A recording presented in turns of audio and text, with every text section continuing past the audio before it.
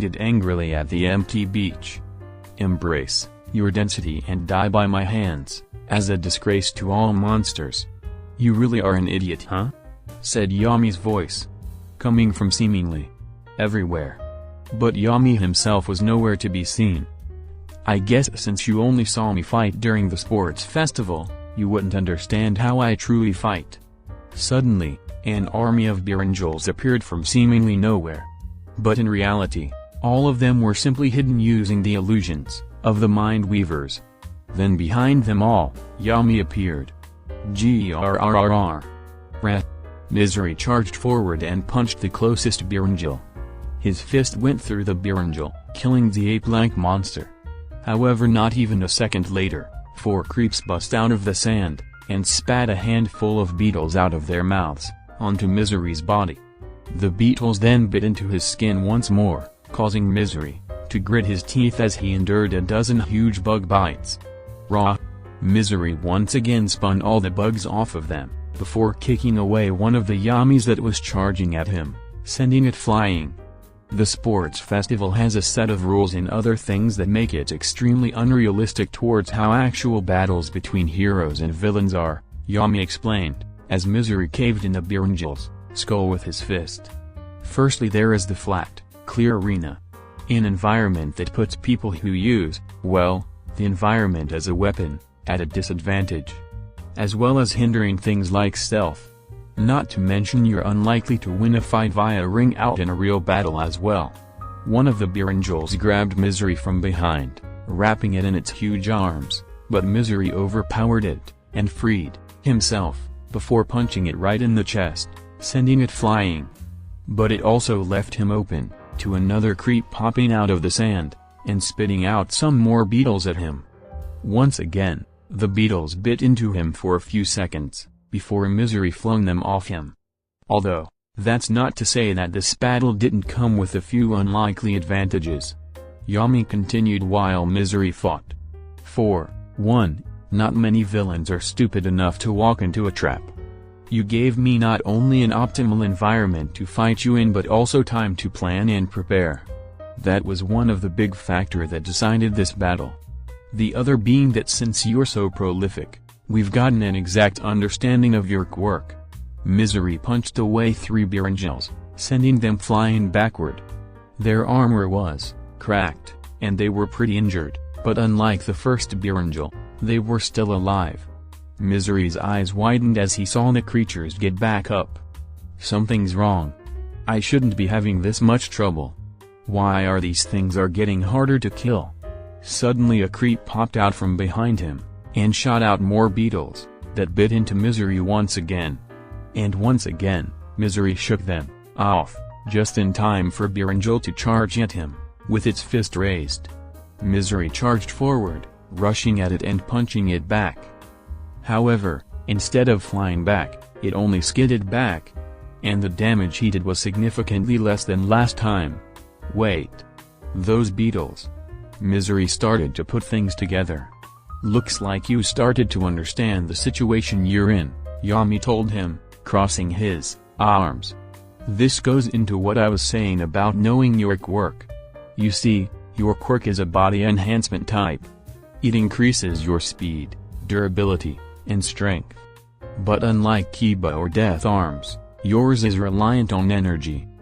In that case, it's rather similar to Mom's. It stores up energy and then turns that energy into power that improves your body. And that's where things become unfortunate for you. Because those beetles that have been biting into you the whole time. Those are a special type of Grim that I've rarely gotten the chance to use. They're called thief beetles. And they exist for one purpose. To steal energy. Misery's pupils shrunk, as dread pulled within him. You mean? My power. The power I've worked so hard to obtain is being taken away. Yes. Yami confirmed. You know. It's ironic really. That mindset of yours. That you were destined to beat me no matter what. Is what sealed your own fate.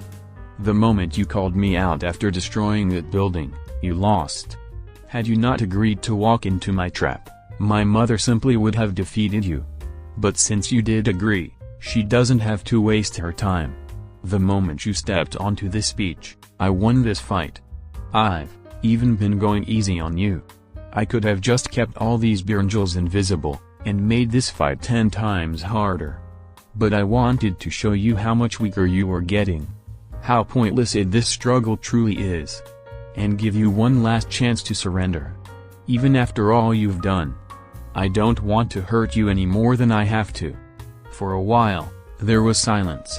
Yami looked down upon Misery, whose head was held low, and his eyes covered in shadow.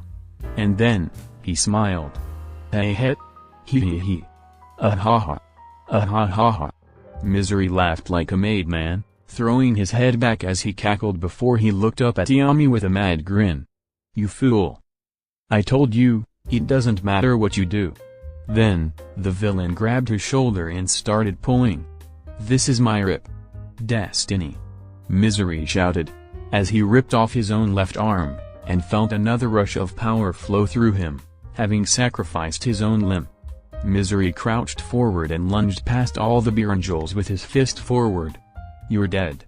In a flash, Misery's fist went straight through Yami's chest, impaling him. Once again, there was silence, Misery just smiling as he looked at the hole he made in his opponent. But that smile quickly vanished, when he realized something important. Yami wasn't bleeding. There was no cry of pain, no slumping over. No reaction at all.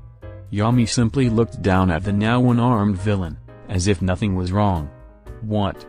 Misery started to panic. Fear and dread overtaking him. Is this another illusion? No. I can't be. I felt it. I felt my arm go through him. You really are a fool, Yami said. And that's when Misery noticed that Yami's voice wasn't coming from Yami. It was coming from behind Yami. And then the illusion dispelled, revealing the truth. What Misery punched a hole through was no Yami, but the Hound, who was standing up, and looking down at Misery. And Yami's voice had been coming from a seer that was behind the Hound. Remember when I said the sports festival had rules that put some people at a disadvantage? Yami asked from the seer. The biggest disadvantage for me was that I actually had to be in the arena. Kiba calls me the biggest obstacle to her becoming the #1 hero. Do you know why that is? It's not because of power. Don't get me wrong, my most powerful Grim are more than enough to handle the vast majority of villains with ease. But when it comes to people like her, and Mom, I'm simply outmatched. No. The reason I'm considered a candidate for future #1, is because I can handle situations without ever having to be there. You You bastard! Misery shouted in rage. You were never here from the start. Why would I be? Yami asked dismissively. Why would I put myself in danger and risk losing, when you gave me a golden opportunity to defeat you without ever seeing you in person? Thanks to my seers, I can look over the entire city, and use my other grim accordingly. Fighting villains, rescuing civilians, even getting cats out of trees.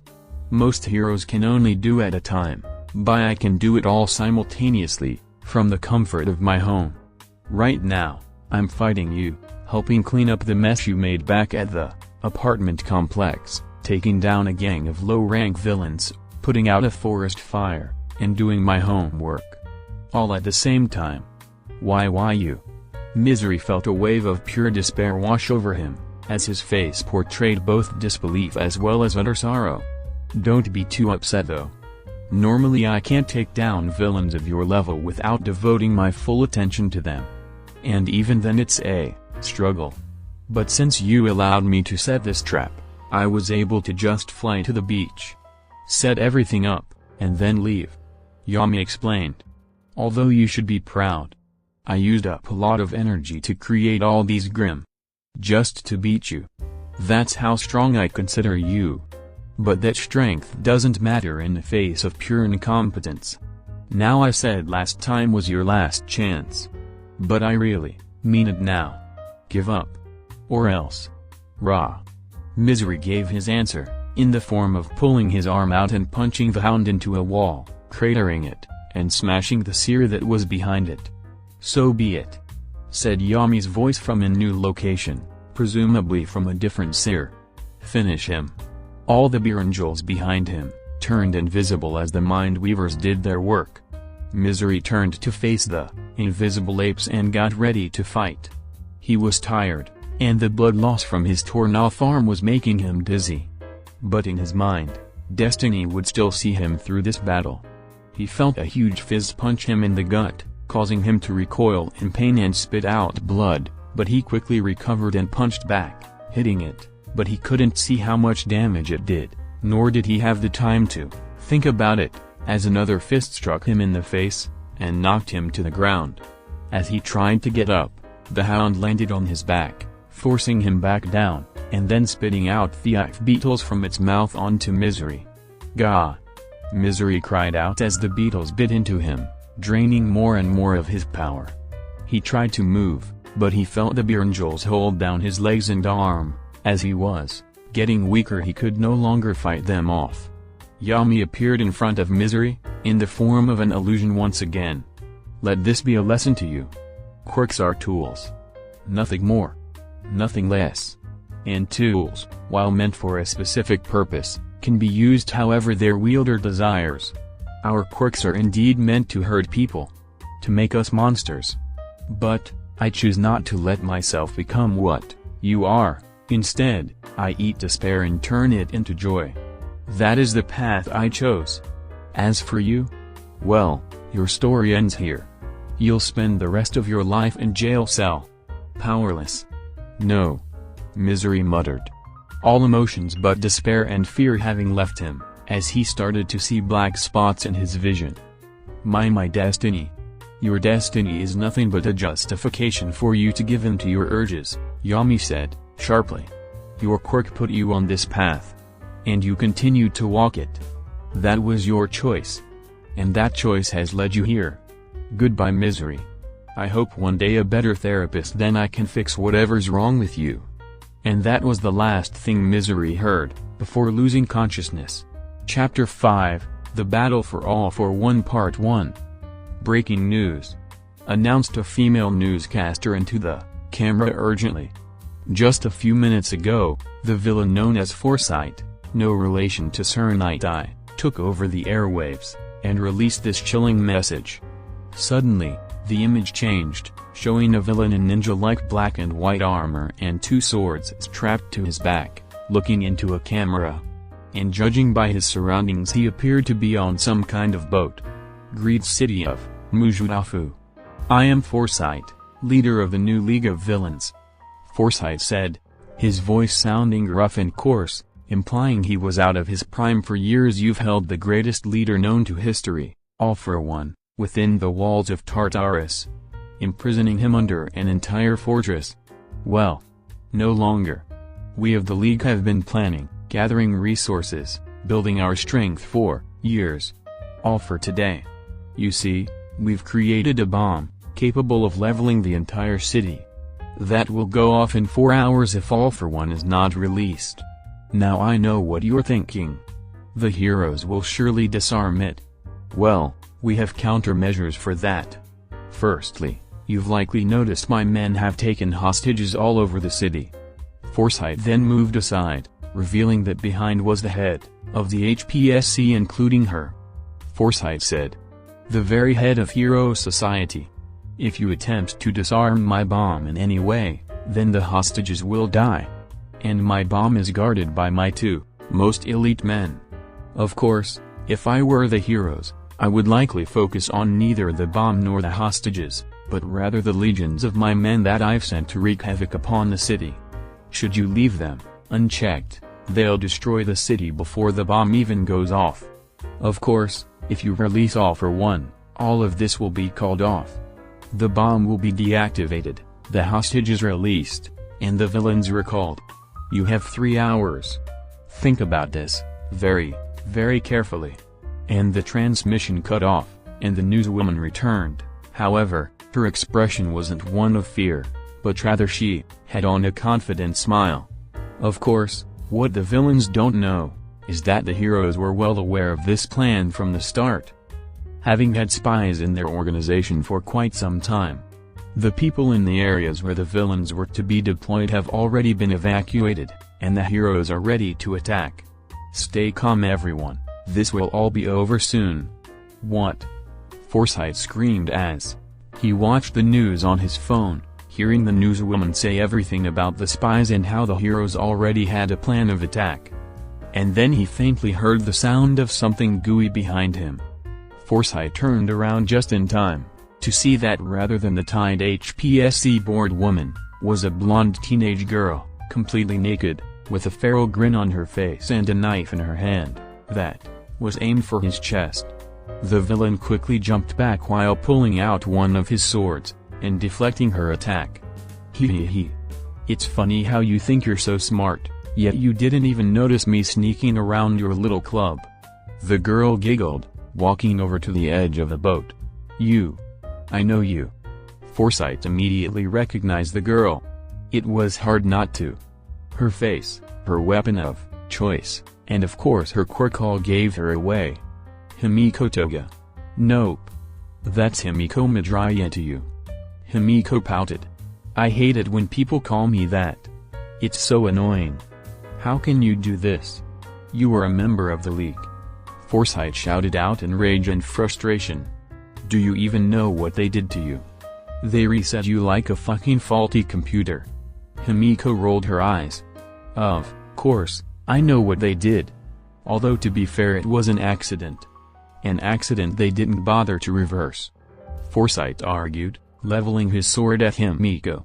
They erased who you were. Yeah, but who I was A. kind of bitch. B. totally nuts. And C. definitely going to jail for the rest of her life. Himiko countered nonchalantly, clearly having had this talk many times before. Old me probably wouldn't be too happy about being reset, but new me is pretty happy all things considered.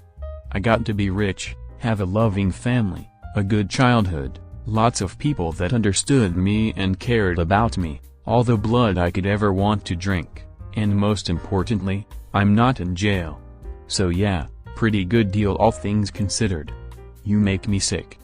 Forsyth spat. I get that a lot. Anyway, see ya. Have fun getting beat up by the ocean. Himiko giggled, as she then tipped overboard, falling into the water.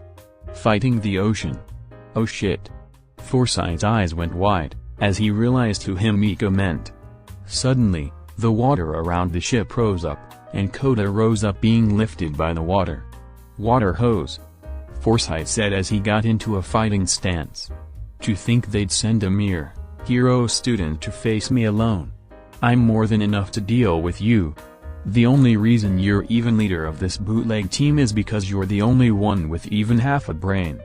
Koda chuckled, as he lowered himself onto the boat. Water wrapped around him, forming a shield around him. The veil was deceptively thin, but Foresight knew that water hoses' defensive techniques were tougher than they seemed. Water burst out of Koda's hands, going through the water shield, and rushing at Foresight with incredible speed. But Foresight saw it coming and jumped back just in time as one of the water blasts dove down at where he was standing, smashing through the wooden floor before the villain then narrowly dodged another that was aimed at his chest. Foresight, quirk, analyst, allows him to analyze situations in front of him, to predict the most likely outcome. The water kept coming at him through, splitting off into many different streams that all sought out Foresight, approaching him at different angles at incredibly fast speeds. Seeing the most likely direction of each attack, Foresight flipped backward, performing some gymnastics to dodge the streams as they flew at him. He rolled to the side and started running away. Shit. Out of all the heroes they could send my way, it had to be him. But I need to stay calm. Even if we did have a spy lurking about, our plan will succeed. I just need to hold on. Redistro sighed as he looked over the city, from the top of a skyscraper. To think I'm taking orders from someone with a lesser quirk. What has life come to? The former leader of the them.And clenched his fist in anger. He hated this. He hated becoming just another flunky for All for One. But what choice did he have? The them was dead. Midoriya and the heroes made damn sure of that. And if it weren't for this new league of villains, even he would be rotting away in a cell. But since he was still free, he had to do his best to keep Distro's dream alive. And the only way to do that was to free All for One, and hope that somehow, he could use that man's fearsome power and influence to help revive the them. It was a long shot, mostly because All for One had his own interests, but again, what other choice did he have? He needed someone in Japan with enough power and influence to keep him safe from Midoriya's wrath, and thus, this was his only option. If this failed, then, everything he'd worked towards, all of his aspirations, Distro's dream, would be dead. Redistro looked back at his hostages, who stared at him in absolute terror, as they should, considering how he towered over them, his quirk active meaning he was utterly massive. At the very least Redistro got his choice of hostages. People with completely useless quirks. So weak they might as well not have them. No one would miss them if he got the order to splatter them across the rooftop. Vroom. Recipro burst. Suddenly Tenya Ida came in out of nowhere and kicked Redistro right in the face. Hitting him so hard it knocked him off the building, causing both of them to go into free fall. Where did he come from? Redistro though in a panic. How did the heroes respond so quirky? Damn those bastards. Redistro adjusted himself midair and glared at Ida. You fool. Do you think you and your B-rank quirk can best me? Probably not. Ida shouted.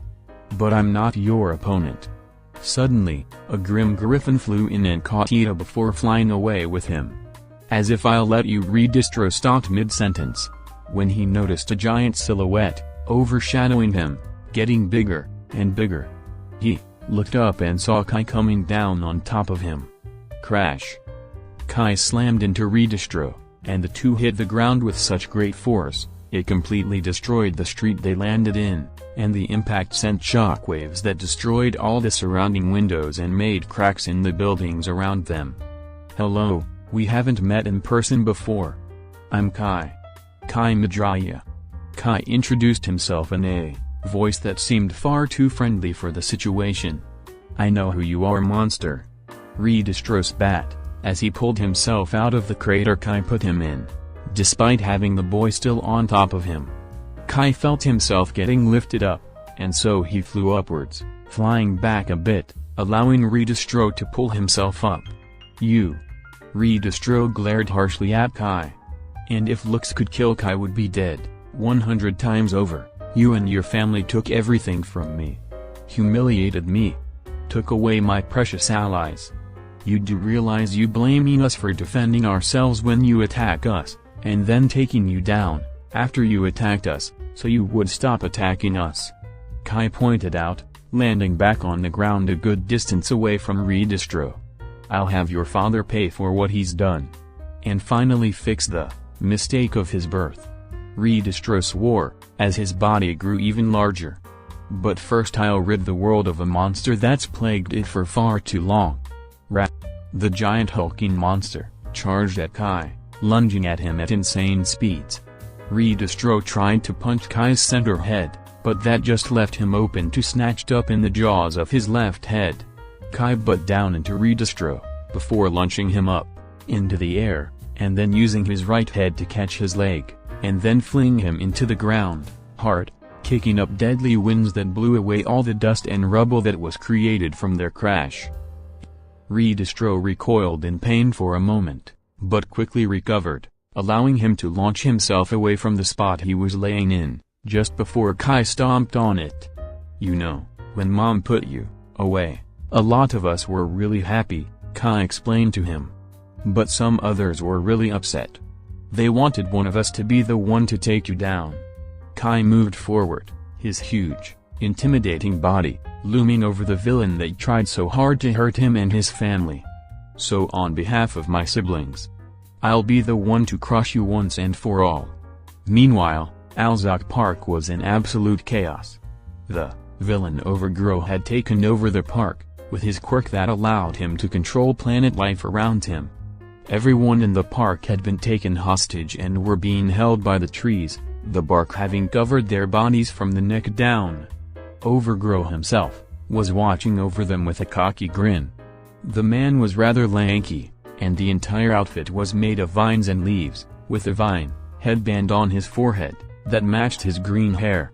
"Just sit tight, this will all be over soon. One way or another, he. Little did he know how right he was. Splash. Huh? Overgrow looked at the pond next to him, to see that Shraku had popped out of it, jumping out of the water and into the air. "What? Designer?"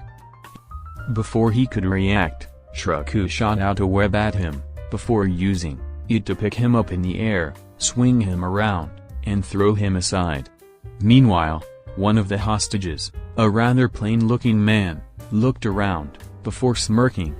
Then suddenly, the man disappeared, revealing not a plain-looking man, but an unusual-looking woman, the pro-hero Pinky, with one of Yami's illusion spiders on her shoulder, which she used to disguise herself.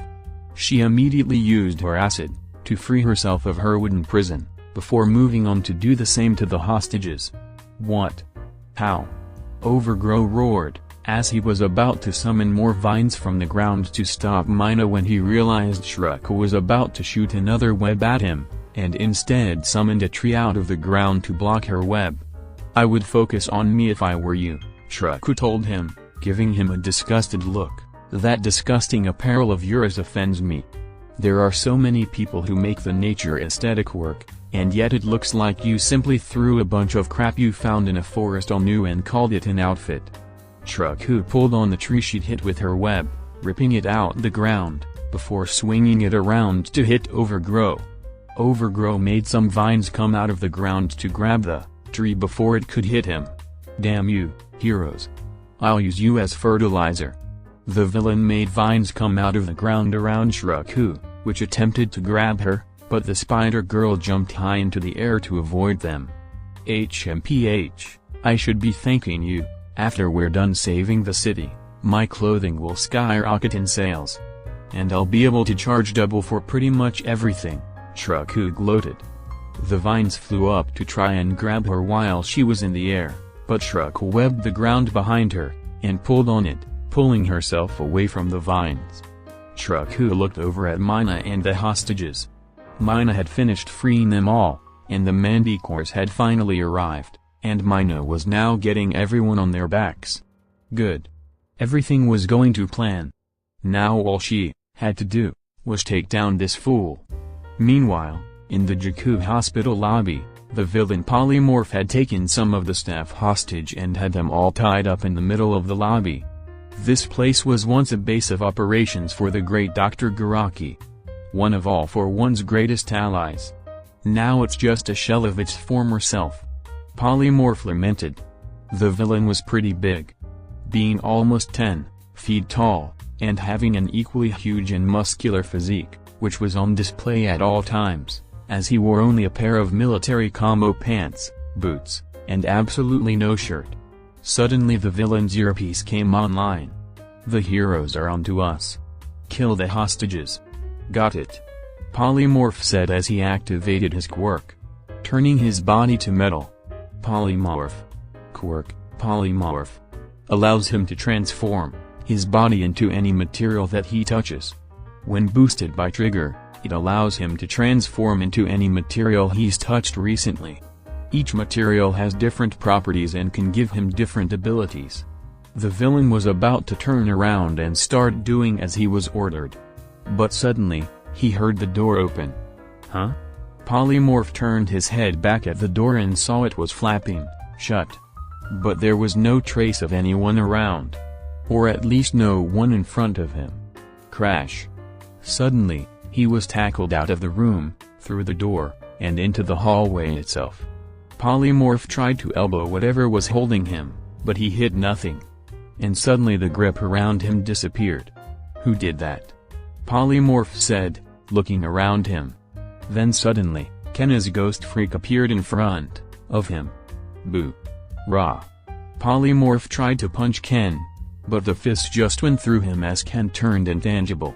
Ha ha ha ha. Ken laughed in Ghost Freak's sinister, raspy voice. Having some trouble? Here. Let me give you a hand, or four. Suddenly Ken flashed green, and instead of Ghost Freak, now Ken was 4 arms and punched Polymorph right in the face. Gah. Polymorph grunted in pain as he got punched across the hallway, before crashing into a wall. Shit. Now, then. I think it's time for a good old-fashioned beatdown. Ken said, cracking his many knuckles.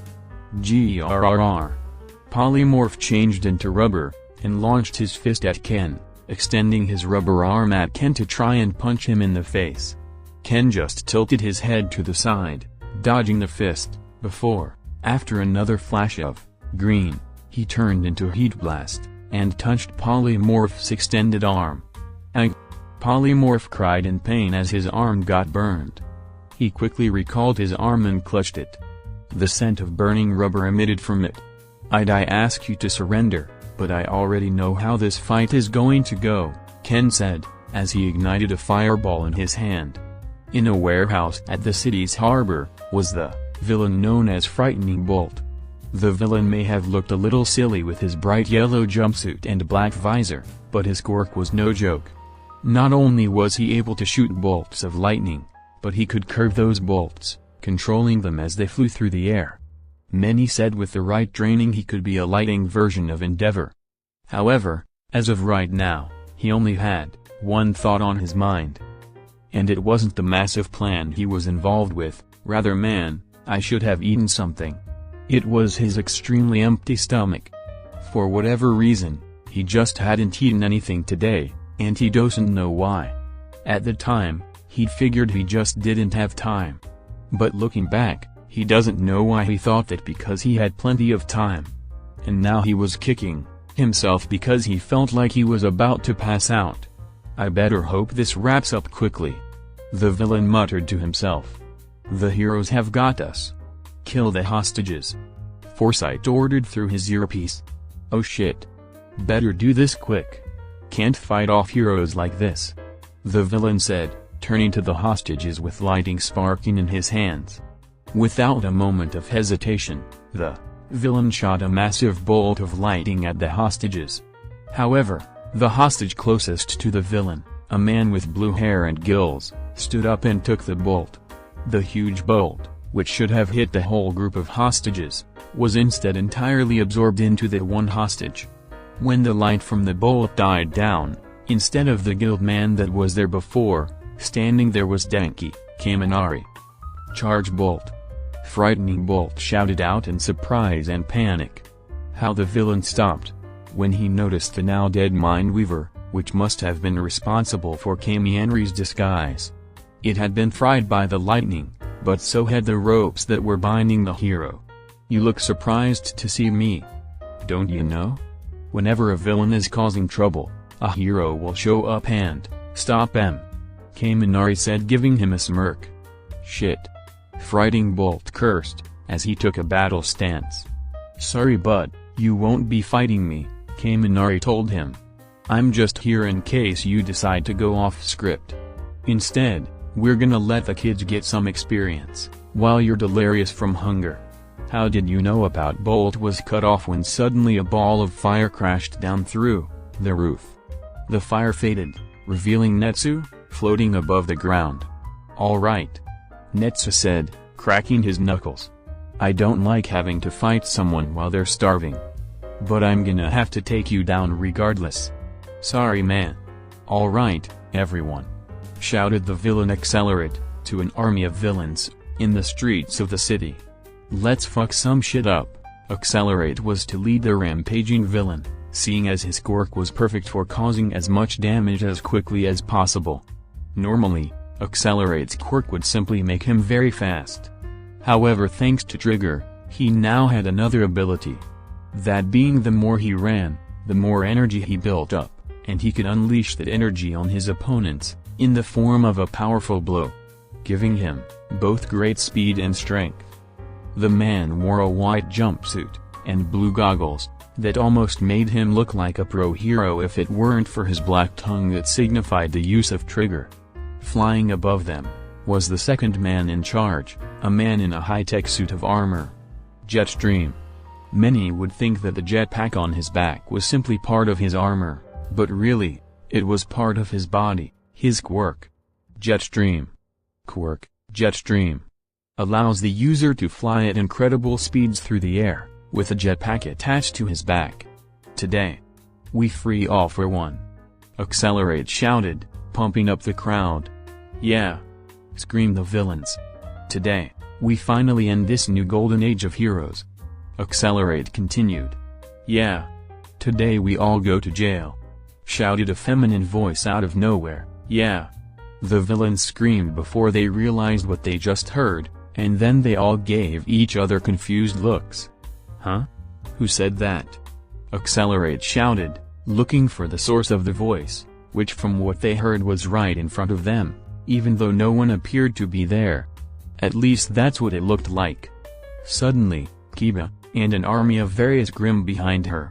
All of them having been cloaked by mind weavers. Kiba was standing atop two Birangels, looking down at the villains with a smug expression. She wore her blood-red armor, with her cape flapping elegantly in the wind. Shit, it's the heroes. The villains shouted in a panic. Oh ho ho ho. Kiba laughed. Greetings miscreants and mongrels. It is I. The legendary hero, Regina Tenebrarum Tirna. You should be honored that I personally came to dispatch you. Although I'm sure being hit by me is a memory you would treasure for the rest of your pitiful existence, I will give you the chance to surrender. You damn ungrateful brat. Accelerate shouted at Kiba. You wouldn't even be half the person you were without All for One. You should be helping us.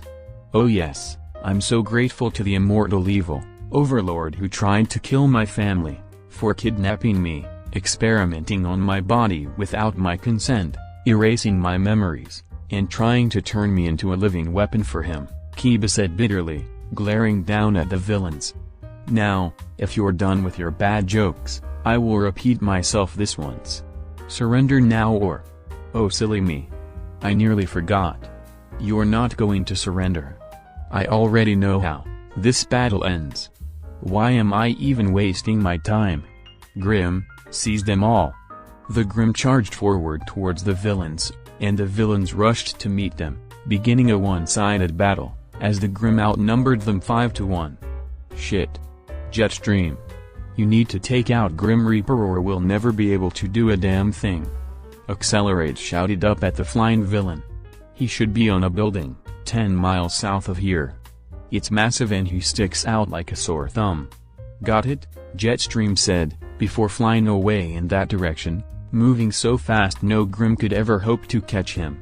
Wait a minute? How the fuck did I know that? Accelerate wondered, being extremely confused about why he said that or even where that information came from. However, he couldn't think too hard about it, as Beowulf was coming right at him, and he had to dodge its claw swipe. Wait, who cares about that? I have to get out of here.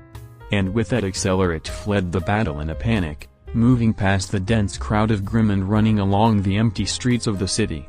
Kiba giggled. Leaving so soon? Well, that's fine. We knew you'd do that after all. Just like how we know exactly where you're going, all will go as Alice wrote. Elsewhere in an abandoned, run-down building, in the poorer part of the city, were two villains, guarding a large grate, which contained the aforementioned bomb. The first villain was Terra. A female villain, short but rather toned, wearing some casual clothes, just some jeans, and a sports bra. Her quirk was Earth Manipulation. Not a creative name, but one that told you exactly what the quirk did. It let her freely control the Earth itself. Things such as dirt, stone, and any naturally occurring geological materials. The second villain was known as Arsenal. A large bulky man, wearing a similar outfit to Terra. Just some jeans and a tank top. His quirk was called Arsenal. An interesting quirk that allowed him to recreate any weapon he's touched from out of his body. And thanks to the League of Villains resources, he's got quite a lot of weapons for many situations. You think the bomb will actually go off? Arsenal asked his fellow guard. No way. Terra rolled her eyes. As if they just let the whole city blow up. They're gonna release the old man any second now. And when he's out, he's gonna give us all quirks. The two then started to imagine all the quirks that they could get, and their daydreaming would cost them. Suddenly, while they were off guard, two tendrils, one blue and pink, and the other completely black, burst through the walls from opposite sides, and wrapped around their legs, tripping them up, before pulling them in separate directions away from each other, taking Terra outside and Arsenal deeper into the building. Terra grit her teeth as she got dragged across the street, her back skidding along the ground. She quickly used her quirk to make a jagged stone erupt from the ground, and cut off the tendril that was dragging her along. Fuck! Terra cried as she got up and rubbed her back. The cut-off tendril continued retreating back, before sinking back into none other than Fu, who's standing not too far away from Terra. We'd know you won't, but I'd like to offer you the chance to surrender, in case you want to go off script, Fu told her. Eat shit, Terra said, before activating her quirk. The ground shook, and Fu jumped up to avoid a bunch of earth spikes that Terra made to impale him. Fu shot out a bunch of tendrils at her from his chest. Terra brought up a wall to try and block the tendrils, but, before the tendrils even hit the wall, they moved around the wall, so quickly it was as if he knew she was gonna do that. The tendrils wrapped around her torso and her neck, before squeezing tightly. Ack! Terra could feel the air being choked out of her. Her skin bruising, and her bones creaking under Fu's power. Quickly, Terra summoned some more spikes to cut off the tendrils. The moment the tendrils came off her, she took in a deep breath. Fuck. You should have surrendered while you still could, Fu told her. Because now we have to do this the hard way. Meanwhile, Arsenal found himself being dragged deeper into the building by the other tendril. Arsenal got thrown into a room by the tendril and rolled across the floor until he hit a wall. While the villain was recovering, he heard a creepy giggle coming from the doorway. He looked up and saw Sanson peeking inside the room. Demon slime. Should have known. Arsenal said, pulling himself to his feet and glaring at the girl. Don't worry, I've got something special for you. Arsenal activated his quirk, and a ray gun came out of his arm and shot out a white beam at Sanson. The beam hit one of Sanson's ponytails and froze it solid. Ha! You see that, you little shit? Arsenal gloated. You try and come at me, and I'll freeze you. Whoa. Arsenal ducked, as Sanson threw the frozen piece of herself at him, missing him, and shattering along the wall behind him. The villain immediately tried to retaliate by shooting off another ice beam at her, but Sanson ducked out of the way in time. TCH. Quit dodging, you little shit. Arsenal told her, and he was about to go after her when he realized something. If he left this room, Sanson could just ambush him. Right now he had the advantage, and all he had to do was stay in this room. Hey! Try and get me, you liquid bitch! Arsenal shouted, ready to shoot Sanson immediately if she showed herself. Meanwhile, Sanson was just giggling to herself in the hallway. She just found it hilarious how the poor fool she was fighting didn't even know what thoughts were his. Of course, none of the villains knew what thoughts were theirs. How could they when Alice's quirk was just so effective, with all the information Himiko supplied them? This battle may have technically just begun, but in reality, the ending was already written. Chapter 6, Battle for All, for 1 Part 2. Yami looked over the city from a skyscraper, the winds causing his Aegis robe to flutter. He watched as his Grim took down the horde of villains below with ease. Yami. He should be here in a few seconds. He heard Alice remind him over his earpiece. So far everything's going how I wrote it, so Jetstream should be moving as anticipated. Understood, I'll handle him, Yami reported. Once the call ended, Yami then did a few stretches, as he got ready for the oncoming battle. Alright, here we go. Pew! Yami jumped off the building just in time, as the edge was suddenly shot by a larger laser, causing it to explode. As Yami was falling, the bone armor in the back of his Aegis robe opened up, and a pair of wings sprouted out and lifted him into the air. Yami turned to his attack, seeing Jetstream flying a few yards away from him. Jetstream.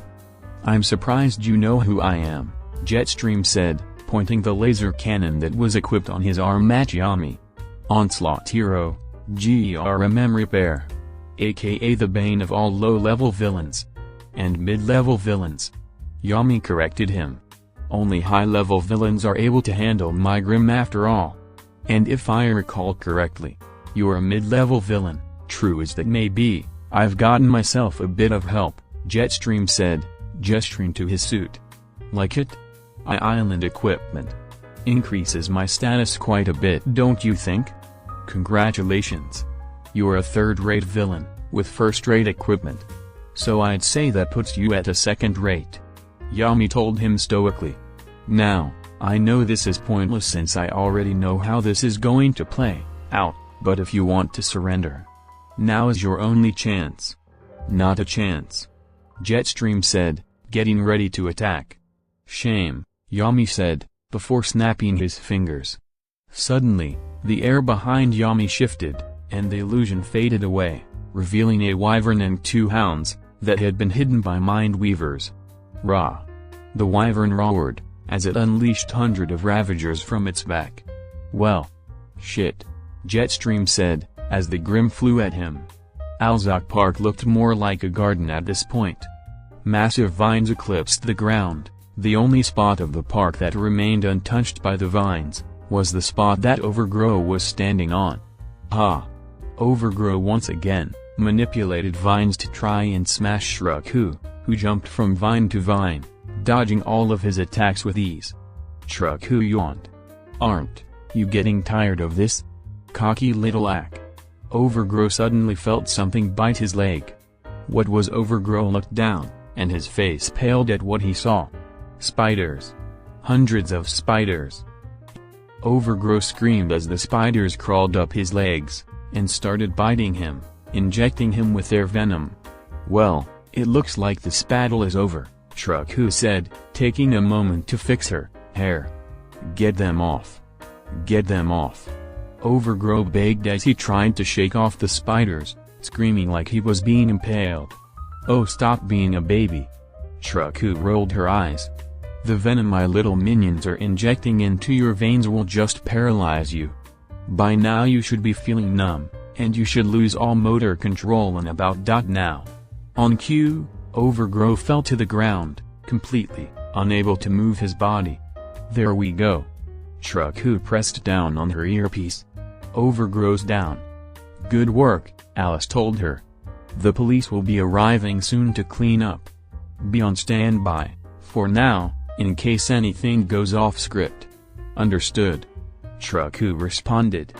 Accelerate struggled for breath, as he finally found a place to rest. Currently, he was leaning against a wall in an abandoned warehouse, somewhere in the harbor, and many, many miles away from where the attack started. Damn it! He growled. How did they know exactly where the attack was going to start? Isn't it obvious, fool? Said a familiar voice that caused Accelerate to pale. He looked up and saw Kiba standing on one of the raised platforms, looking down on him with a cocky smirk. She snapped her fingers.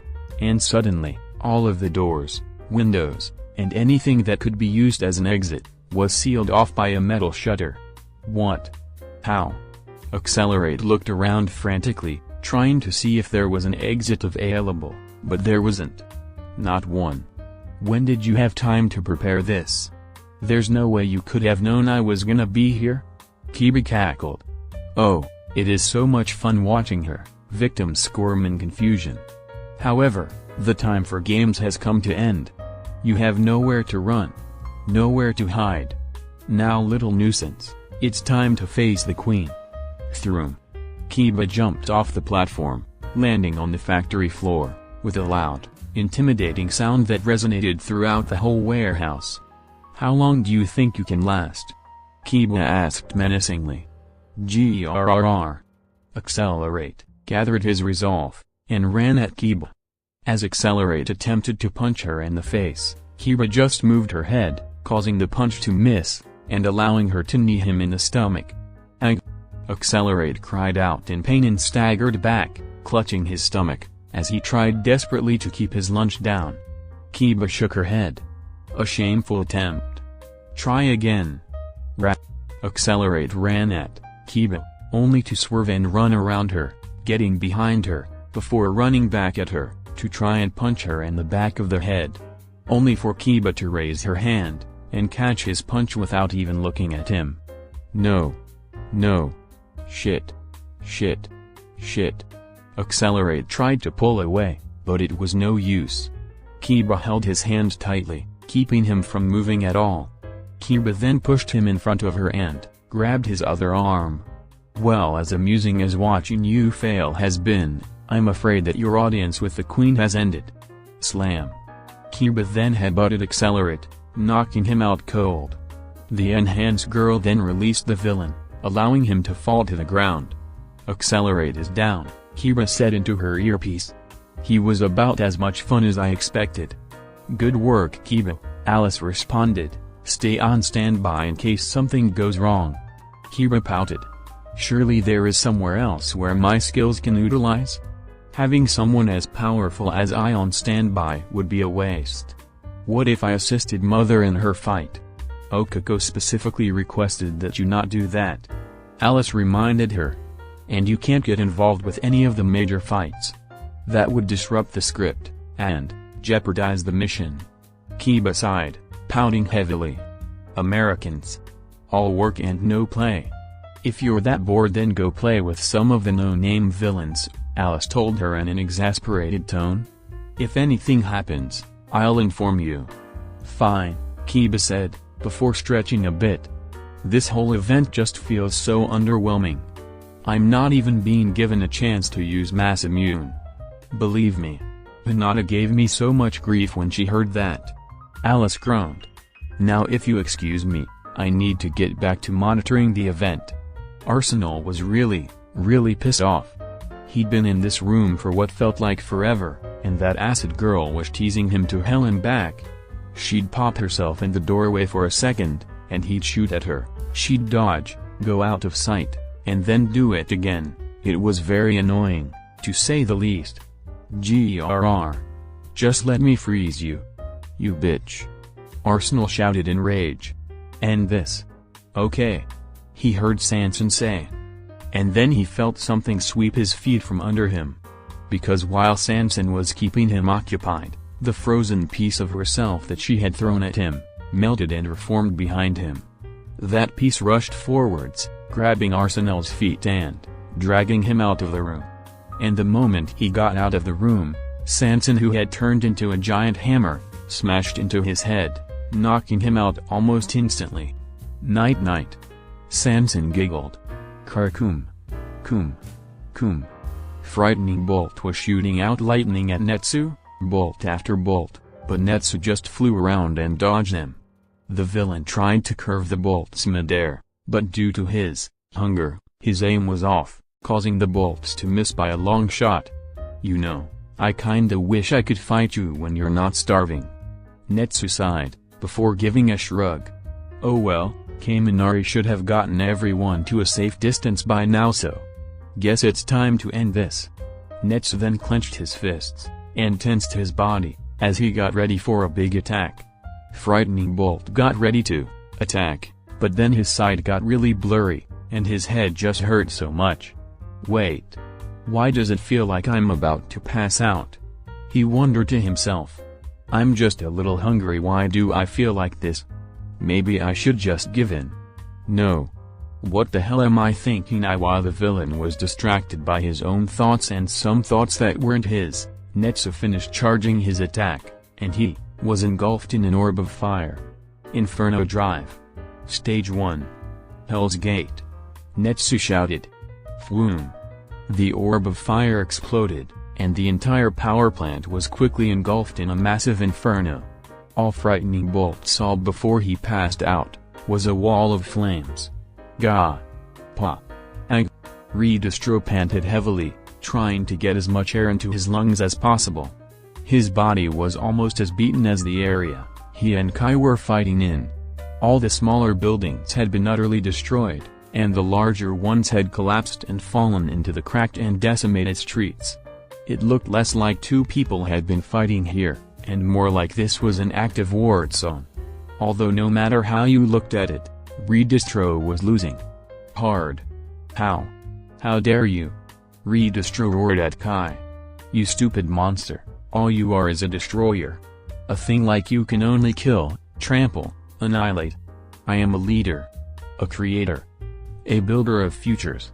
If you truly wish to help mankind, then die and rid the world of your existence. Well, you're right about one thing. Kai admitted.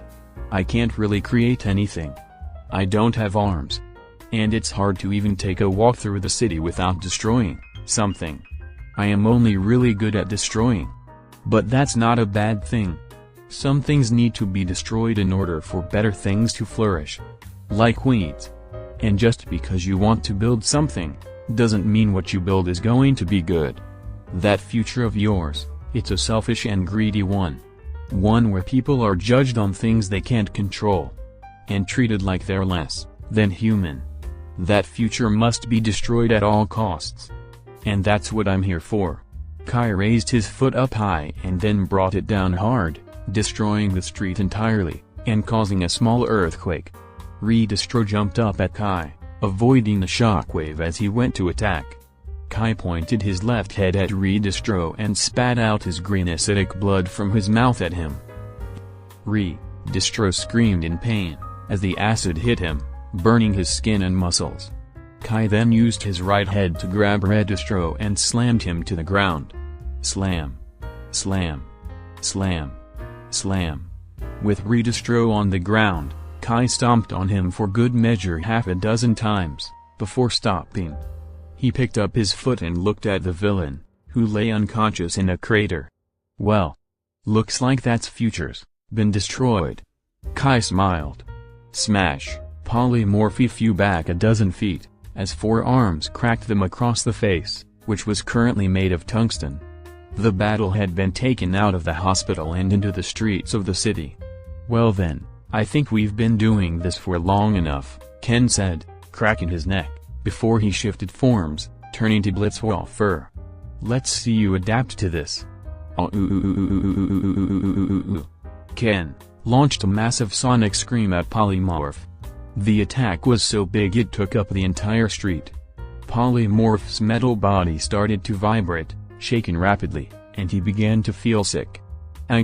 He tried changing to wood, but that just allowed the supersonic howl to start tearing his body apart, peeling off his skin, faster than he could grow it back.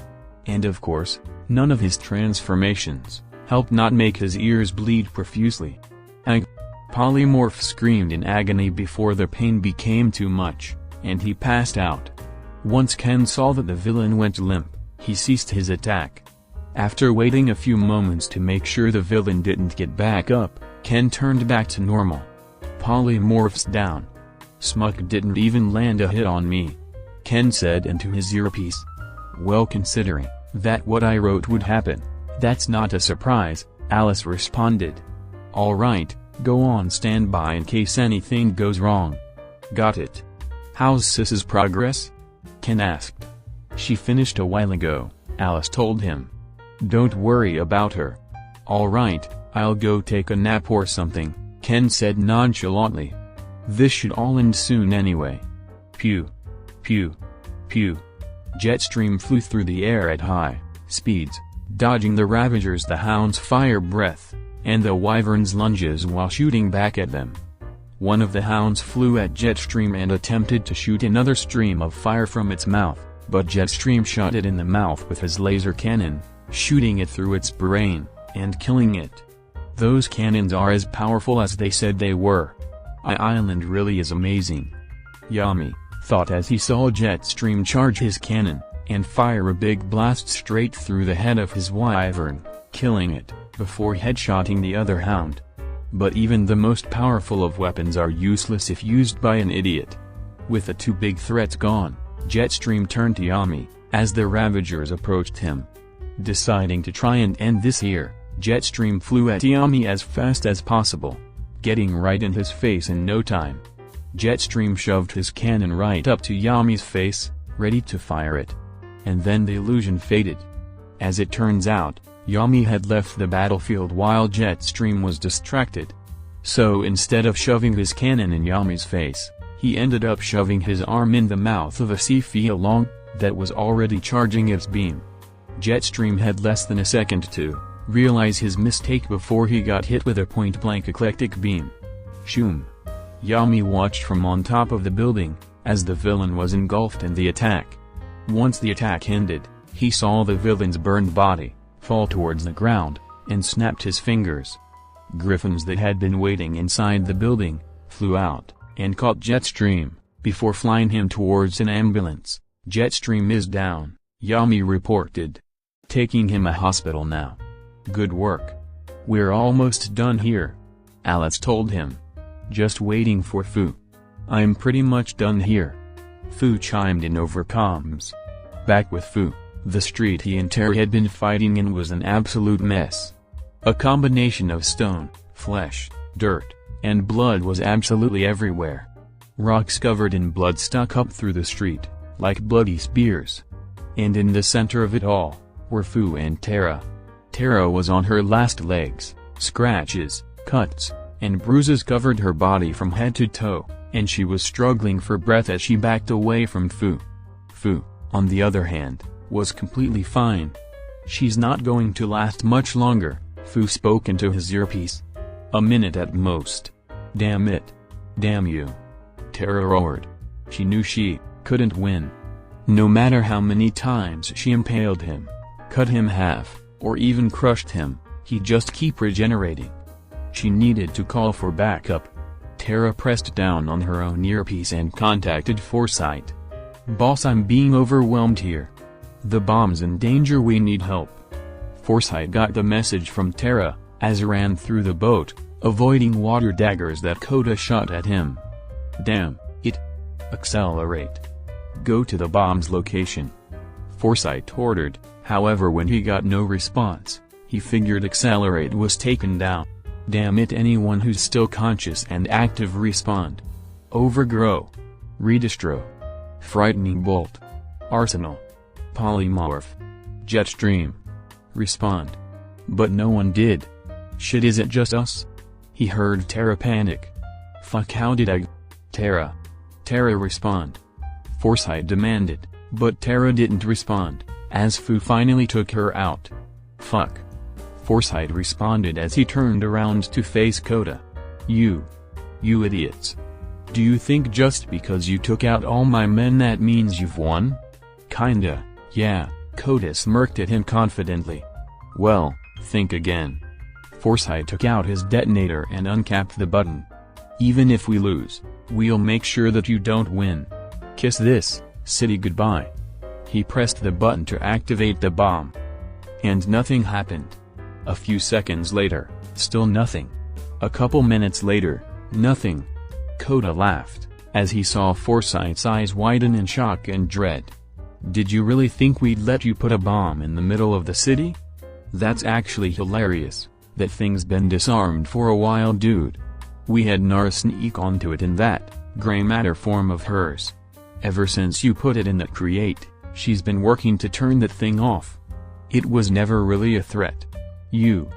Forsyth clutched the useless detonator in rage, holding it so tight his knuckles turned white, before throwing it down.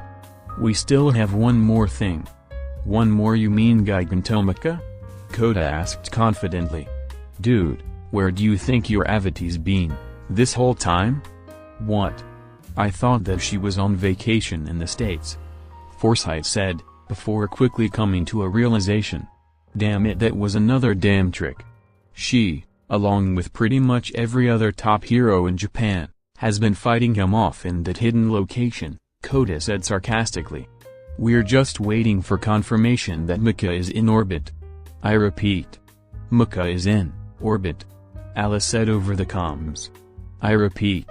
Mika has been defeated." "Huh, great timing," Koda remarked.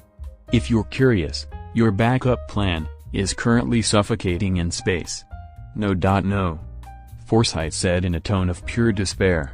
"All that planning, all that work, years of preparation, all for nothing," Koda taunted. "As fun as it is to watch you get what you deserve, I think it's time we ended things, don't you?" Smash! Water sprang up from underneath the floor, and wrapped itself around Forsyth, keeping him trapped and unable to move, as he fell to the floor. "Let me explain something to you," Koda said, as he walked towards Forsyth, water flowing from his hands and taking shape into a hammer, which then froze. "You may have spent years trying to figure out how to break all 4-1 out, but we've spent decades trying to figure out how to put him in there. And now that he's there, he's not getting out. But don't worry, you'll still get a chance to meet him, in Tartarus." Slam! Koda smashed Forsyth's face with his hammer, knocking him out cold. "HMPH. Loser." Koda snorted, before pressing down on his earpiece. "Forsyth's down, that should be the last of them, right?" "The last of the prominent ones," Alice told him, breathing a sigh of relief. "All right everyone, the battle for all for one is officially over. Time to go for cleanup." "Got it," said everyone over comms. Soon, all the villains had been rounded up. Hundreds of evildoers were taken to prison and not a single casualty. All in all, it was an absolute win for the heroes. Chapter 7, Blade of Midoriya. It was another great day for Kiba. She was patrolling the city streets as part of her internship tasks. Most interns didn't get to patrol solo, but everyone was aware of her power. No one thought she needed others in the agency to slow her down. And so Kiba jumped from building to building, looking down on the peaceful streets. Slam!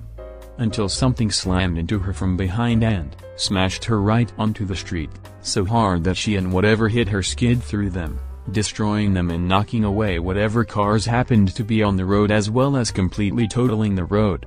When they stopped skidding, Kiba was pinned to the ground, with a monster's foot on her back. The monster in question was a giant gray man, with bone-like spikes all over his body, and the only clothing on him was a pair of brown shorts. Kiba grunted as the monster pressed his foot down further into her back, digging her deeper into the ground. "Why little?" Kiba growled, before using one of her quirks, one she called Ruler of Shadow. The beast's shadow rose up, and grabbed it, before throwing it a few yards away from her. Quirk, Ruler of Shadow. Allows the user to manipulate shadows, and make them physical. With the monster off of her, Kiba got up and dusted off her now cracked crimson armor, scowling at the damage done to her cool-looking costume. She scowled at the monster, who by now had pulled itself up, and was charging toward her. HMPH. Kiba scoffed as the monster lunged at her, coming close to reaching her. Its shadow suddenly came up and grabbed it, forcing it to the ground in front of her feet, while every shadow in the area came towards them. Dark embrace. All the shadows joined together, wrapping around the monster, holding it tight to try and keep it from moving. Emphasis on the word, try. Wrap. The monster stretched, moving the shadow bindings as it tried to break free. Kiba's eyes widened, as she could feel the monster quickly breaking free of her special move. She tried to tighten the hold, but it was no use. The monster was simply too strong, and she had to step back, as it rose to its feet. Rap! It roared as it broke free, causing the shadows to burst off its body. Kiba barely managed to jump back in time as the creature slammed its fist down in front of it, hitting the ground so hard it sent cracks through the street, and a small earthquake that made everyone still in the area fall over. This thing's strength is considerable, Kiba thought as she landed several yards away from the monster. Who do you think you are? And what does this lowly creature want with me? I am Doomsday. The creature spoke in a deep imposing voice. I was made to kill Midoriyas. Ah. You must be a Namu that was made by the PLF. Or rather the remnants of them.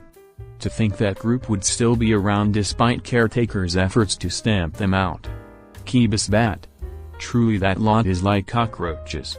It'd be admirable if they weren't so damn annoying. Doomsday didn't seem to care for Kiba's speeches, as it lunged forward with incredible speed, with its arm cocked back, ready to unleash a devastating punch.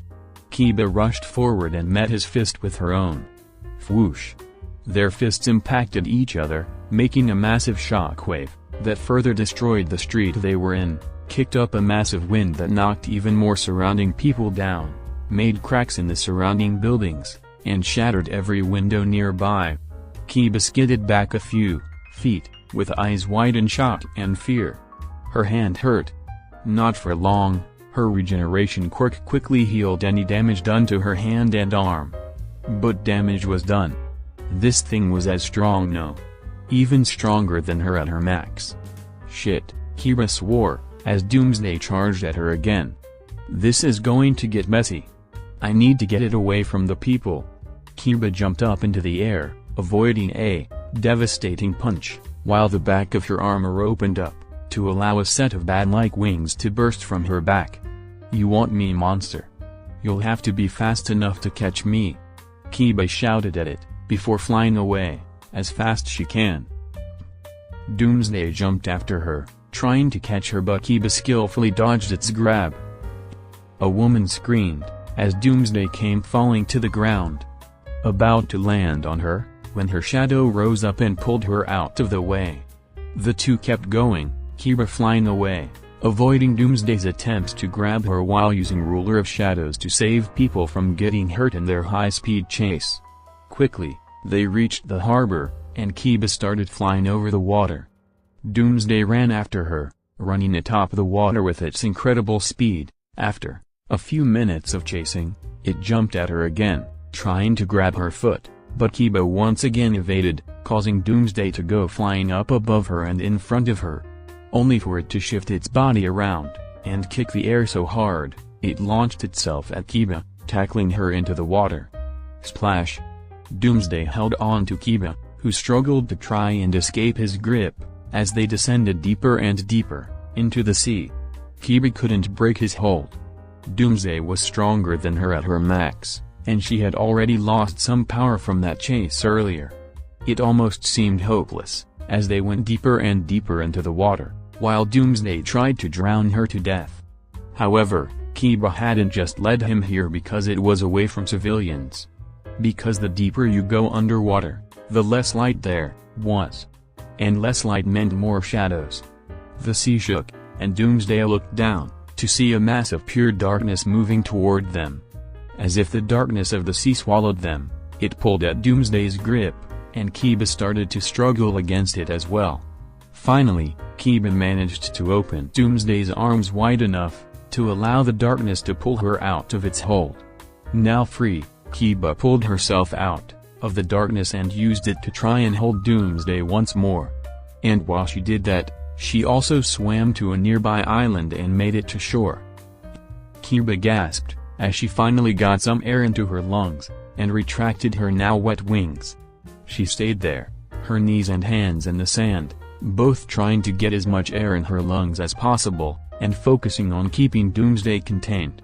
Kiba could feel the monster fighting the shadows. She couldn't hold him for long. "Lady Kiba, what's going on? I can sense that you are in danger. Do you require my power?" said a girl's voice in her head. That girl was her trusty sidekick/servant/weapon, Hinata Dogoro. She was a sidekick in training, one that had a close relationship with the Midoriya family, and Kiba in particular. "Yes. I used up much of my power, and the monster I'm fighting requires my full capabilities," Kiba explained. "I'll need you in order to defeat this monster. Come to me, now." "I'm on my way, Lady Kiba. Your blade will not fail you," Hinata told her. Splash! Doomsday had finally broken free of the shadows, and jumped out of the water on the beach, slamming into the sand a few feet away from her. "I pray that is the case," Kiba thought. Smash! Doomsday rushed forward, and Kiba raised her arms in front of her to try and protect herself, as its fist slammed into her, and sent her flying back, knocking down a few trees as she went. "Damn, he's strong." Kiba's arms hurt like hell and were bleeding for a few seconds before her regeneration kicked in. Kiba flipped herself midair and landed on her feet as she skidded backward for a few seconds before stopping. "I can't afford to fight him head-on, not until Hinata gets here." Kiba ripped off her ruined armor, stripping down to the black shorts and sports bra she had underneath. "Die!" Doomsday screamed as he lunged at Kiba. Kiba jumped to the side, dodging the lunge, as she leapt onto a tree, and then continued hopping from tree to tree, moving around Doomsday as fast as she could. Doomsday tried to keep his eyes on Kiba, but her erratic movements confused him, and he couldn't pin her down. So instead, he stuck to what he was best. Doomsday smashed the ground so hard, that it created a whirlwind knocking down all the surrounding trees, and tossing Kiba away, back towards the beach. Kiba used her shadow to catch herself and put herself upright. The moment her feet touched the sand, she noticed another shadow on top of her, getting bigger and bigger. Kiba raised the shadow up and had it move her out of the way, as Doomsday came crashing down. The young heroine in training raised a shadow to block the sand that had been sent flying everywhere. She then quickly formed the shadows into a drill, and dug into the sand, digging herself deep, underground, to try and give herself some time to breathe. But Doomsday was unrelenting, and he dug down to chase after her, pursuing her underneath the earth, before catching up to her, and grabbing her by the leg. Doomsday tossed Kiba upwards, causing her to burst out of the sand and into the air, before he jumped up, and slammed both fists down on Kiba. Thud! Kiba hit the ground so hard that the whole island shook, and a small sandstorm was kicked up. Kiba let out a strained sound, as blood poured out of her mouth, and she could hear her spine snap. Her regeneration was already working on fixing the damage, but every single one of her quirks was tied to her blood boost, meaning they got weaker the more she expended herself. And Doomsday didn't give her any time to rest. Slam! Doomsday kicked the air, and crashed into Kiba, planting his knee in her stomach, before just wailing on her, punching her deeper and deeper into the ground. Kiba could feel her body break with each punch, blood pouring out of her body. Smash! Smash! Smash! As Doomsday beat Kiba to near death, suddenly, her veins started popping out, blood rushing through them rapidly as you saw red lines appear on her skin, her fangs and claws extended, and her hair turned blood red. And then, as Doomsday brought his fist back down on her, she caught it. Doomsday looked down at Kiba and saw that she was different. All her wounds rapidly began to heal, and she looked at him with blood-red eyes of pure rage. The whites of her eyes had gone red. Kiba had entered desperation mode. Rah! Kiba roared, as she punched Doomsday in the face, launching him off of her, and causing blood to fly out of his mouth, as Kiba finally damaged it. Kiba jumped into the air after him, grabbed his leg, and tossed him back towards the island, before kicking the air behind him pursuing him. Doomsday flipped himself mid-air, landed on his feet, saw Kiba quickly rushing towards him like a comet, and cocked his arm back. Once again their two fists met, and caused an even bigger shockwave than last time, knocking down all the surrounding trees. Both fighters were knocked back.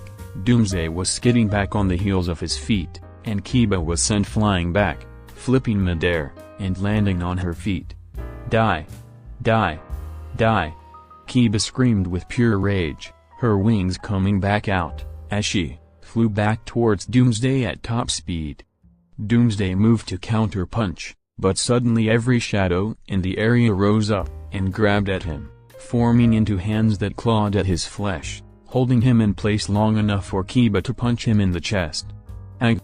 Doomsday shouted, as the punch cracked the bones on his chest, although it quickly regenerated, but that didn't matter, as Kiba started rapidly punching his chest. Die! Die! Die! Die! Die! Die! Die, you miserable worm! Kiba screeched, as she let out an unrelenting flurry of blows, hitting him so hard and fast that she broke apart his bones, and started tearing his flesh, as blood started rushing out his chest, and onto her fist. Rat! Doomsday roared, as its left arm broke free of the shadows, and smashed Kiba in the face. Kiba's head turned with the blow, but quickly she turned it back towards Doomsday, her face bleeding from the punch, but it healed almost immediately. This was blood boost desperation mode. Like all people, Kiba's body had what was known as a crisis mode, where their body would release the limitations it had that kept it from tearing itself apart, to give a person strength beyond what they are normally capable of. Kiba's body, however, worked a bit differently. When in a crisis, her body would start rapidly using up all the blood Kiba had stored up, putting her at a strength that went far beyond her peak, as well as strengthening all her quirks to a ridiculous degree. But like a normal person's crisis mode, Kiba's desperation mode had very apparent disadvantages.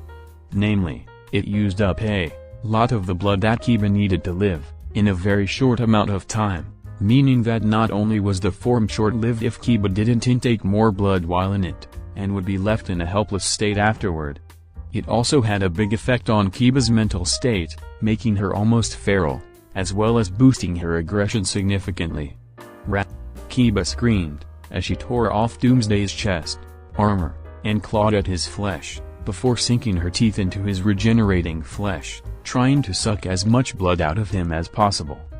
Doomsday grabbed her by her head and started trying to crush her, but Kiba made a shadow sword, and stabbed Doomsday in the neck, opening her mouth to try and take in the blood that was now spurting out of the wound. Gah!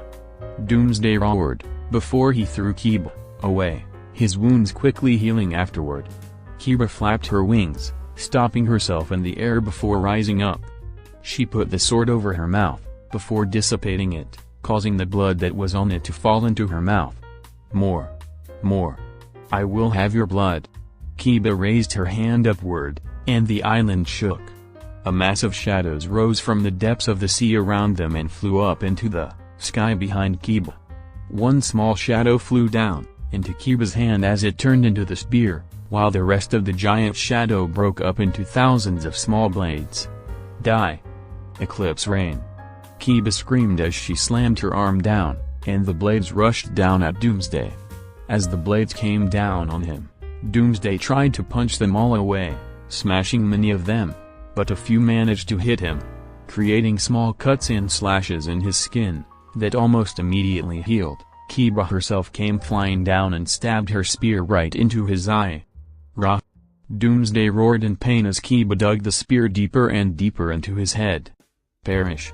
Kiba screamed as she ran the spear through his head, and out the back of his skull. Gah! Doomsday roared, before punching Kiba away, sending her flying back. Kiba tumbled back, landing on her knees back on the beach. She struggled for breath, as the damage done by Doomsday's punch quickly regenerated. Kiba could feel blood storage getting close to empty. She couldn't fight him much longer. Not on her own. Thankfully she could also feel that help was soon to come. Kiba held out her left hand, waiting for her to arrive. Doomsday, meanwhile, pulled the spear out of its head, and had immediately healed, and charged at Kiba. The monster made it a few feet in front of Kiba, cocking its arm back to unleash another devastating blow. When help finally came, in the form of an 8-foot-long katana, flying into Kiba's hand. Slash! Kiba swung the sword at Doomsday, creating a massive horizontal slash across his chest. Rah! Doomsday was sent back by the slash, landing on his feet a good distance away from Kiba, as the slash quickly healed. Kiba smirked. About time you arrived. My apologies for my lateness, Lady Kiba. Your blade has arrived. She heard Hinata speak to her telepathically. Hinata Dogoru, aka, a sidekick in training, Masamune. Quirk, bonded blade. This quirk allowed the user to turn into a sword, and form a bond, with another person who becomes their wielder. Once a wielder is selected, Hinata's sword form will change, and gain new abilities depending on who their current wielder was. They also share a telepathic connection with that wielder, as well as being magnetically attracted to them. Being wielded by Kiba, caused her sword form to take the shape of an 8-foot-long katana, with a blood-red blade, and gold and black handle, but more importantly, it gave her a very useful ability. Vitality stealing. Kiba could feel the energy flowing through her, nourishing her. Anything cut by Masamune would have their vitality siphoned from them, and into Kiba, where it would act as a substitute for blood. Kiba took a deep breath and then gave Doomsday a crazed grin. Hey hit! Monster! Tell me, do you know who I am? Are smart enough to know my name? You are Izuku Midoriya. Enemy. Doomsday replied. Kill. That's right. I am Izuku Midoriya. Kiba stated as she slung her sword over her shoulder. I am the vampiric queen of the night. I am a Omega level Namu. I am one of the strongest daughters of the proud Midoriya house. You are a rabid dog that will fall before my feet. Lady Kiba's so cool. Hinata thought to herself, gushing over her wielder internally. Now then, Doomsday. Kiba's smile widened as the sky began to darken. Come and meet your demise. Clouds began to form in the sky above them, blocking out the sun and plunging the area into shadow, as soon rain began to fall. Storm Caller. Another one of Kiba's quirks, this did as the name implied, and summoned a localized storm in the area. An ability that used much of Kiba's energy, but now that Hinata was here, she could afford to go all out. The shadows formed a circle around them, raising a very tall and very thick wall of shadow around them, keeping them in a small enclosed arena. Lastly, shadows crawled up Kiba's body and formed into black armor around her body. Alright. Kiba lunged forward and did a spinning slash, but Doomsday jumped back to avoid it. However, Kiba used the shadows, formed a long spear in her other hand, and spun around, using it to stick Doomsday in the shoulder, and then brought him closer, and impaled him on Masamune. Kiba raised Masamune, with Doomsday still stuck on it, before bringing the sword down, and flinging Doomsday off it, sending him flying back to the other side of the arena. As Doomsday was getting up, Kiba formed a very big hammer in her hand, and jumped up high in the air, before coming back down really quickly. Slam. Doomsday barely managed to roll out of the way, as Kiba smashed her hammer into the ground. Kiba deformed the hammer, turning it into 3 small daggers, which she threw at Doomsday while she jumped away to avoid being Doomsday's retaliation. The daggers hit Doomsday, doing minor damage, that quickly healed away. Doomsday charged at Kiba, who rushed forward and did another spinning slash, forming a large sword in her other hand, and slashing Doomsday with both blades, stopping his attacks and cutting up his body. Kiba then recreated her hammer, and spun around, swinging it at him, and knocking him to the other side of the arena on his back. Before he could get up, Kiba jumped up into the air and came down towards Doomsday. Doomsday tried to roll away, but Kiba knew he would do that, so she stalled in the air, and when the monster rolled, she moved, and stabbed down into his new location, impaling him through the chest. Doomsday roared in pain, trying to swat Kiba off him, but Kiba had already flown back, avoiding the swing. While Kiba was up in the air, she created 6 shadow duplicates of herself and sent them down towards Doomsday. The first one rushed down and tried to horizontal slash on him, but Doomsday jumped back and dodged, only to be hit by the next clone, that rushed down and slashed his left side. As the next one slashed his right, the next one did an overhead vertical slash, and the next one thrust at him, stabbing his left side, and then the last one stabbed his right side. Then finally Kiba came down a thrust into his stomach, impaling him once more. For the third time, Kiba raised her sword up, before flinging Doomsday off the sword. Doomsday hit the wall of the arena and quickly got back to its feet. Kiba noted that Doomsday's wounds were taking longer to heal. Because Kiba was stealing his vitality, Doomsday's wounds didn't have the energy to heal as quickly. Soon, they wouldn't have the energy to heal at all. As Doomsday geared up to charge at her again, Kiba flew up into the air and raised her sword. Special move. Foul Blood Dance. Kiba then rushed Doomsday, while rapidly swinging her sword around her in a sphere of slashes. Doomsday roared in pain, as the sphere of slashes encompassed him, and Kiba slashed up his body, frantically moving around him and slashing all about, leaving many gashes in his body. After a few seconds, the attack was over, and Kiba flew back, to avoid any retaliation once more, while also throwing another set of shadow daggers at him. Doomsday fell to his knees. He felt tired. He'd never felt tired before. His body felt heavy, and his wounds were taking even more time to heal. Kiba smirked and flew up to do another special attack. Special attack. Shadows wrapped around Kiba, taking the form of petals, that wrapped Kiba up in a huge shadow flower bud. The bud rocketed towards Doomsday, who stepped to the side and barely managed to dodge it. Black bloom, Kiba said, before the bud exploded, blooming into a massive shadow flower, that knocked Doomsday away, into one of the shadow walls. Kiba rushed towards Doomsday and made a giant shadow hand, grabbed him, before tossing him up and then impaling him on Masamune, before once again flinging him off. Doomsday rolled across the ground, before slamming into a wall. It struggled to get up, it struggled to move, and while it was struggling, Kiba came in and stabbed it through the heart. KK kill. Me Midoriya. It croaked, as its vitality was being rapidly drained by Masamune.